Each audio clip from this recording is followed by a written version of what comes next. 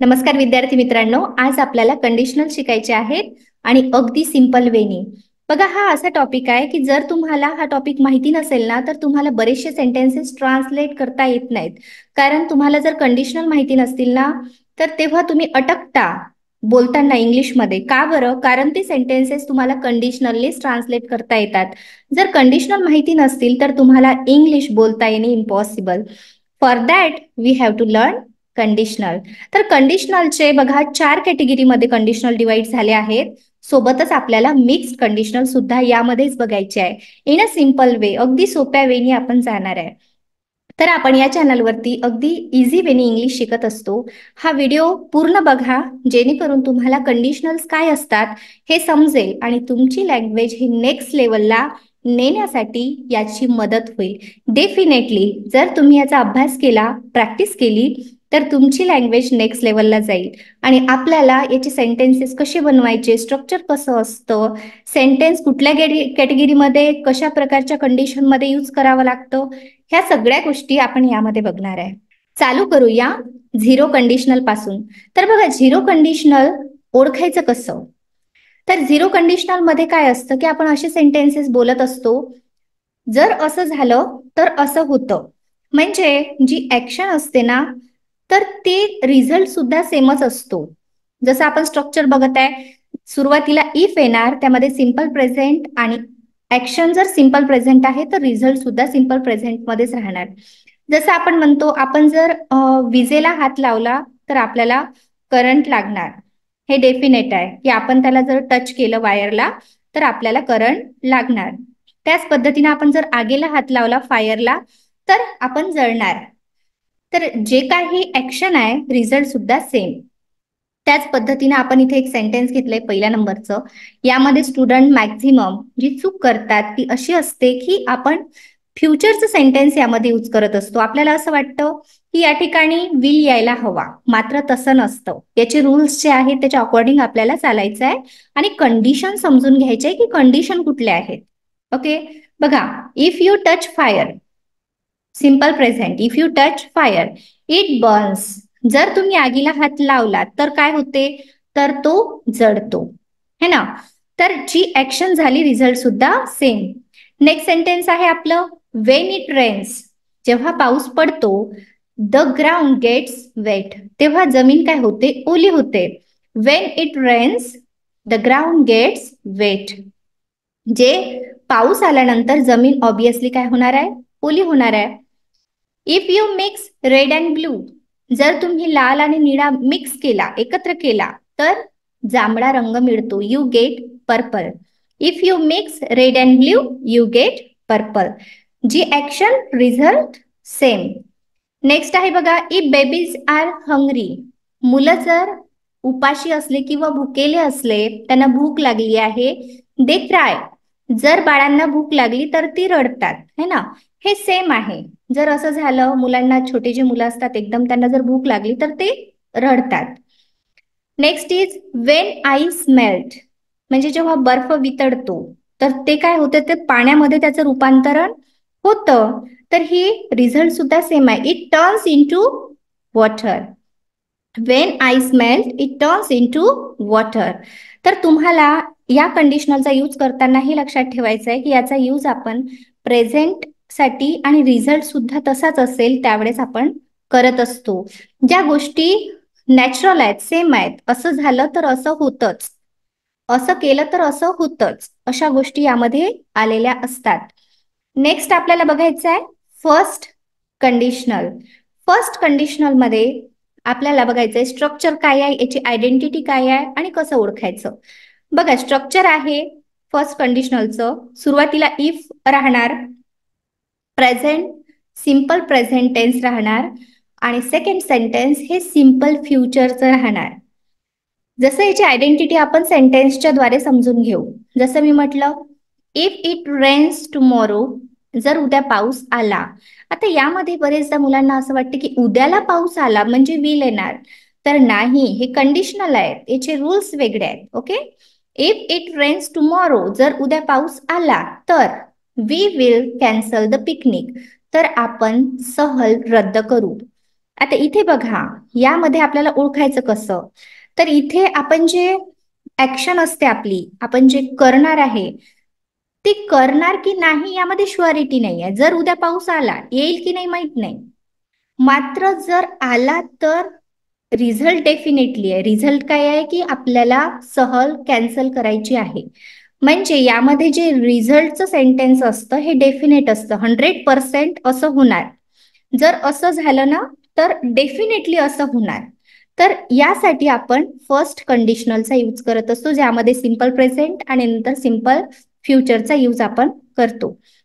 जर तुम्हाला टेन्सेस माहिती नसतील तर आपल्या योले अकॅडमी चॅनलवरती अगदी सुटसुटीत पद्धतीने मी शिकवलंय टेन्सेस. तुम्ही तिकडे जाऊन टेन्सेस शिकू शकता. बघा, यामध्ये आपण सेकंड सेंटेन्स बघूया. इफ यू स्टडी हार्ड, जर तुम्ही मन लावून अभ्यास केला, काय केलं, इफ यू स्टडी हार्ड, जर तुम्ही मन लावून अभ्यास केला तर you will pass the exam, तर तुम्ही परीक्षा पास होऊ शकता. होणारच. जर असं केलं तर डेफिनेटली असं होणारच. If you study hard you will pass the exam. तर बघा, इफ शी कॉल्स मी, जर तिने मला फोन केला तर I will talk to her, जर तिने फोन केला तर डेफिनेटली मी तिच्यासोबत बोलेन. Next sentence is if they arrive early, जर ते लवकर आले तर we will start the meeting. पहिलं सेंटेन्स आहे सिंपल प्रेझेंट आणि दुसरं सेंटेन्स आहे सिंपल फ्युचरचं. सुरुवातीला इफ आपण लावलेला आहे. इफ दे अराईव्ह अर्ली, जर ते लवकर आले तर we will start the meeting, तर आपण मीटिंग किंवा बैठक सुरू करू. नेक्स्ट सेंटेन्स आहे इफ यू डोंट एक्सरसाइज, जर तुम्ही व्यायाम केला नाही. निगेटिव्ह सेंटेन्स आहे if you don't exercise you will gain weight, तर तुमचं वजन वाढेल. जर असं केलं नाही तर डेफिनेटली तसं होईल. यासाठी आपण फर्स्ट कंडिशनलचा यूज करत असतो. तर हे झालं फर्स्ट कंडिशनल. ओळखायचं कसं, तर रिझल्ट डेफिनेट आहे. रिझल्ट हा डेफिनेट आहे. ऍक्शन मध्ये शुअरिटी नाही आहे. जर ऍक्शनवर हा रिझल्ट डिपेंड आहे. जर मी मुंबईला गेले तर मी डेफिनेटली त्यांना भेटेन. तर हे तुम्हाला परिस्थिती लक्षात ठेवायची आहे की कंडिशन कुठली आहे. ठीक आहे, आपल्याला जायचं आता नेक्स्ट कंडिशनल कडे. थर्ड कॅटेगरी आहे आपली कंडिशनलची, ती म्हणजे सेकंड कंडिशनल. आपल्याला आता हे कशा पद्धतीने यूज करायचं, तर यामध्ये सुद्धा आपल्याला कशा कॅटेगरीचे सेंटेन्सेस येतात हे समजून घ्यायचं आहे. तर यामध्ये बघा, आपल्याला इमॅजिनरी गोष्टी ज्या असतात, जसं आपण कल्पना करत असतो की मला जर लॉटरी लागली असती तर मी काय केलं असतं, चॅरिटी केली असती किंवा मी दान केलं असतं. आपण असं म्हणतो ना, मला जर नोकरी लागली असती ना तर मी मुंबईला शिफ्ट झाले असते. म्हणजे इमॅजिनरी गोष्टी आहे. असं जर झालं असतं तर तसं केलं असतं. आता यामध्ये बघा, सेकंड कंडिशनल स्ट्रक्चर काय आहे बघा. If past simple past, past simple means simple past tense plus would येणार आणि व्हर्बचं फर्स्ट फॉर्म. हे याचं स्ट्रक्चर आहे आणि या स्ट्रक्चर मध्येच टाकून आपल्याला सेंटेन्स बनवायचा आहे. फक्त आपल्याला कुठली कंडिशन राहणार हे लक्षात यायला हवी. ठीक आहे, तर यामध्ये कंडिशन जी असते ना ती असते की इमॅजिन केलेलं असतं. जर मी तिच्या जागेवर असती तर मी असं केलं असतं किंवा असं करेन. मी जर तिच्या जागेवर असती ना तर मी असं केलं असतं किंवा असं करेन. तर अशा प्रकारच्या गोष्टी आपण यामध्ये बोलत असतो. पहिलं सेंटेन्स आहे बघा, इफ आय वेअर यू, जर मी तुझ्या जागी असतो. आता हे काय आहे, इमॅजिनरी गोष्टी आहे. तर आता इथे एक प्रश्न बरेचदा असतो. आता तुम्ही शिकले, टेन्सेस तुम्हाला माहिती आहे आणि आपण कधीही आयच्या नंतर वेअर घेत नाही किंवा सिंग्युलर असेल त्यानंतर वेअर घेत नाही, है ना. मात्र या ठिकाणी आपण वेअर घेतलं तर हे कसं काय, ते कन्फ्युजिंग आहे, बरोबर आहे. मात्र ही गोष्ट लक्षात ठेवा की जेव्हाही इमॅजिनरी गोष्टी असतात की कल्पना असते असं झालं असतं, त्यावेळेस आपण वेअरचा यूज करत असतो. ते मग सिंग्युलर असो की काही असो. ठीक आहे, I were, if I were you, जर मी तुझ्या जागी असतो तर I would accept the offer, तर मी तो प्रस्ताव स्वीकारला असता. या ठिकाणी I would accept the offer, तर मी तो प्रस्ताव स्वीकारला असता, इमॅजिनरी गोष्ट. नेक्स्ट आहे इफ ही हॅड मोर मनी, जर त्याच्याकडे अधिक पैसे असते.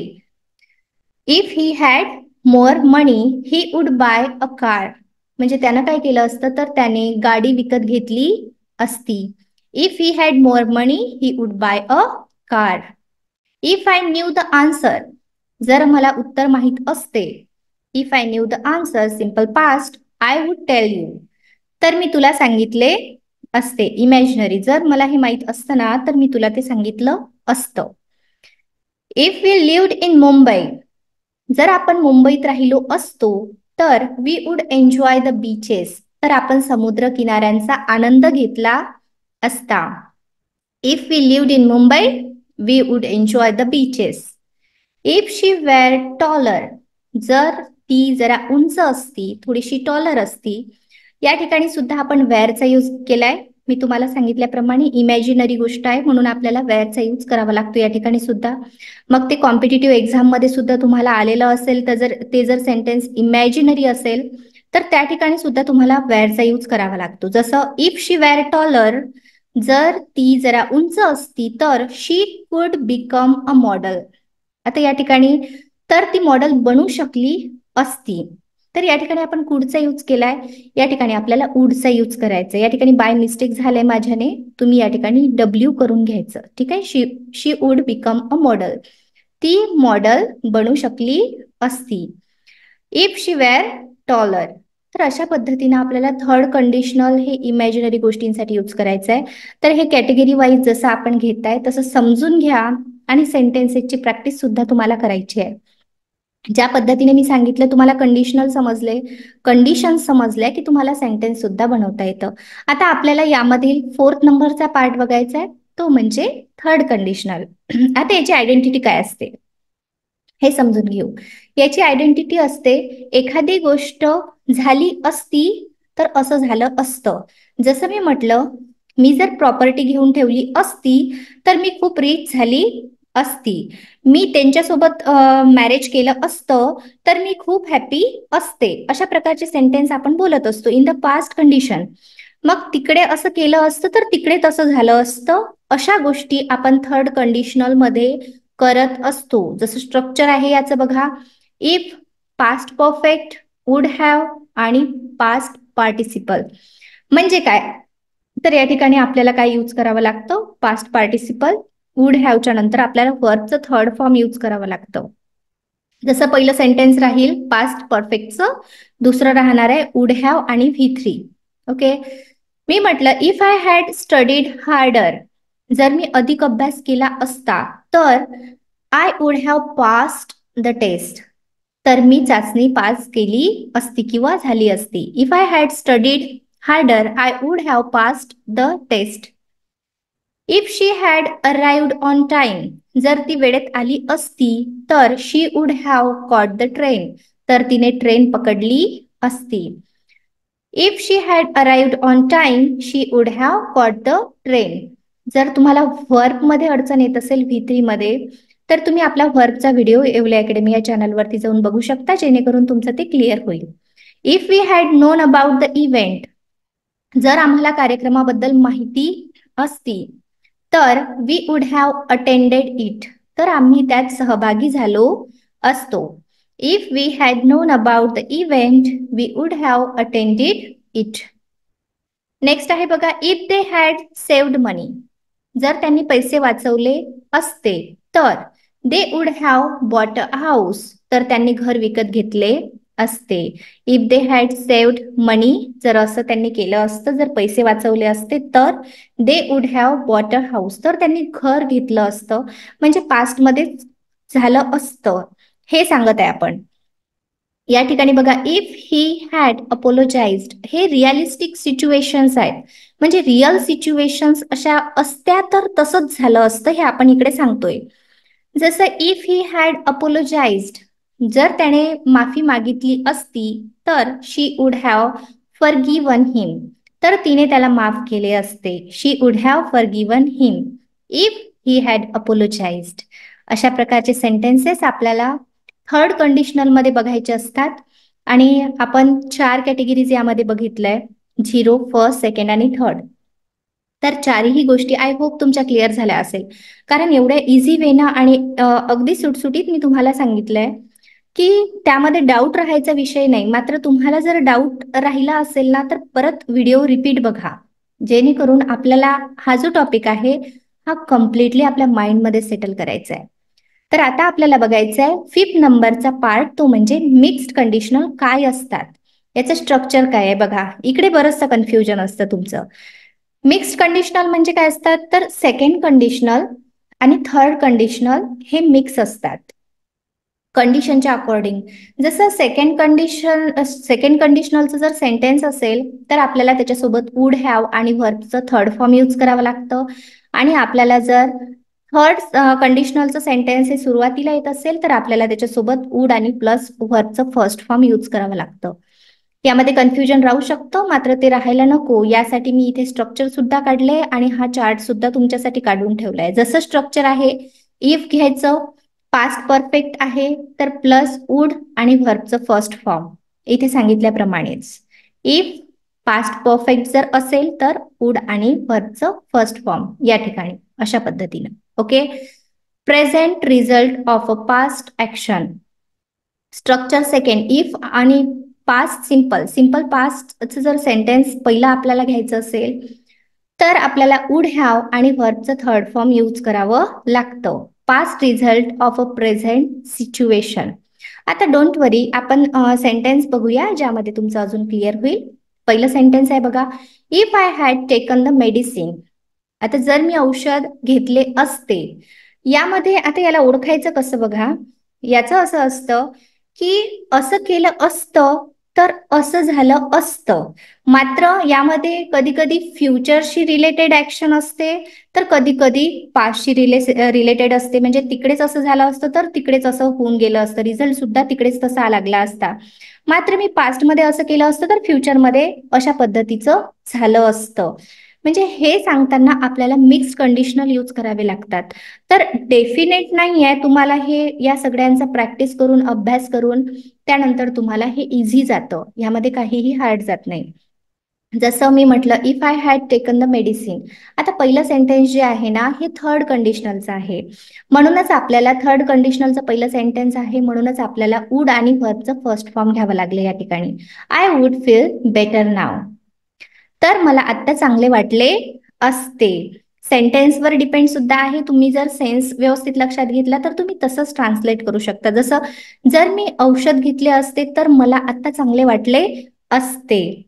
नेक्स्ट सेंटेन्स आहे, if she had studied law. जर तिने कायद्याचा अभ्यास केला असता. बघा, इफ शी स्टडीड लॉ, तर हे थर्ड कंडिशनलचं पहिलं सेंटेन्स आहे. आता आपल्याला माहित आहे की हे जर थर्ड पास्ट परफेक्टचं पहिलं सेंटेन्स आपण घेतलं तर आपल्याला वुड आणि फर्स्ट फॉर्म घ्यावं लागतं. शी वुड बी अ लॉयर नाव, तर ती आता वकील असती. If she had studied law she would be a lawyer now. Next, if I were more confident. आता या ठिकाणी बघू शकता आपण, आता हे जे सेंटेन्स घेतलंय हे सिंपल पास्टचं आहे. If I were more confident, जर मला अधिक आत्मविश्वास असता तर I would have join the debate competition, तर मी वादविवाद स्पर्धेत भाग घेतला असता. आता हे जे दुसरं सेंटेन्स आहे ना, तर पहिलं सेंटेन्स कशाचं आहे, तर या ठिकाणी बघू शकता की हे पहिलं सेंटेन्स आहे कशाचं, सिंपल पास्ट आहे. सिंपल पास्टचं पहिलं सेंटेन्स आहे, तर आपल्याला या ठिकाणी वुड हॅव आणि व्हर्बचं थर्ड फॉर्म घ्यावं लागतं. तर आपण इथे घेतलंय I would have join the debate competition. तुम्ही पाहू शकता आहे इथे सेकंड कंडिशनलचं जर पहिलं सेंटेन्स आहे तर आपल्याला वुड हॅव आणि व्हर्बचं थर्ड फॉर्म घ्यावं लागतं अकॉर्डिंग टू स्ट्रक्चर. नेक्स्ट आहे, इफ दे वेअर ऑनेस्ट. जर ते प्रामाणिक असते तर they wouldn't have lied yesterday, तर ते काल खोटे बोलले नसते. इफ दे वेअर ऑनेस्ट, जर ते प्रामाणिक असते तर त्यांनी काल खोटे बोलले नसते. जर असं केलं असतं तर त्यांनी तसं केलं नसतं. तर यामध्ये मिक्स असतं सगळं. कंडिशनल म्हणजे इमॅजिनरी किंवा मग त्याच्या रिझल्ट फ्युचरमध्ये किंवा मग पास्टमध्येच चालू झालं आणि पास्टमध्येच पूर्ण झालं. तर हे जेव्हाही तुम्ही सुरुवातीच्या 4 कंडिशनलचा चांगला अभ्यास कराल त्यावेळेस तुम्हाला हे कंडिशनल सुद्धा इझी जातं. आता या ठिकाणी जे काही सेंटेन्सेस मी काढले यामध्ये आपण काय केलंय, तर सेकंड कंडिशनलचं जर पहिलं सेंटेन्स असेल तर त्यासोबत आपल्याला वुड हॅव आणि V3 घ्यावं लागतं. थर्ड कंडिशनलचं जर सेंटेन्स असेल पहिलं, तर आपल्याला वुड आणि फर्स्ट फॉर्म यूज करावा लागतो. अशा पद्धतीनं आपण बघितलेत कंडिशनल. आणि कंडिशनल हा अगदी छान टॉपिक आहे, अगदी इझी टॉपिक आहे. जर म्हटलं, समजून घेतलं व्यवस्थित तर. मी अगदी राईट वेनं, इझी वेनं तुम्हाला समजून सांगितलं. आय होप तुम्हाला सगळ्या गोष्टी समजल्या असतील. आणि इन डिटेल तुम्हाला खूप सारे एक्झाम्पल सहित जर कंडिशनल शिकायचे असतील, तर मी तिकडे सुद्धा टाकले आहेत एक एक कंडिशनलचे 50-50 एक्झाम्पल्स सहित सुद्धा व्हिडिओज आहेत सेपरेट, ते सुद्धा तुम्ही बघू शकता. आणि तिकडे जाऊन खूप साऱ्या सेंटेन्सची प्रॅक्टिस सुद्धा तुम्ही करू शकता. तर या ठिकाणी आज जर तुम्हाला हा व्हिडिओ आवडला असेल तर व्हिडिओला लाईक करा, चॅनलवर नवीन असाल तर सबस्क्राईब करा आणि बेल आयकॉनला प्रेस करायला विसरू नका, जेणेकरून जे काही नवीन व्हिडिओज मी अपलोड करेल त्याची नोटिफिकेशन सगळ्यात पहिले तुम्हाला भेटेल. आणि या चॅनलवरती अशा प्रकारचे नवनवीन व्हिडिओज मी अपलोड करत असतील. तुम्हाला कुठल्या कॅटेगरीचे व्हिडिओज पाहिजेत ते कॉमेंट सेक्शनमध्ये मला नक्की कळवा. तुमचे रिप्लाय मला आले की मला अजून व्हिडिओ बनवायला मोटिवेशन मिळतं. काही तुम्हाला नवीन व्हिडिओज पाहिजे आहेत किंवा कुठले व्हिडिओज समजले नाही ते सुद्धा तुम्ही मला सांगू शकता. सोबतच आपला कोर्स सुद्धा लॉन्च झाला आहे स्पोकन इंग्लिशचा. जर तुम्हाला अगदी कमी प्राईसमध्ये इंग्लिश शिकायची असेल माझ्यासोबत, तर तुम्ही येवले अकॅडमी या ॲपवरती जाऊन तो कोर्स डाउनलोड करून विकत घेऊन अगदी कमी प्राईसमध्ये कोर्स आहे, तुमची जर्नी चालू करू शकता. या ठिकाणी आपण थांबूया, भेटू नेक्स्ट व्हिडिओमध्ये. Thank you so much everyone for watching this video.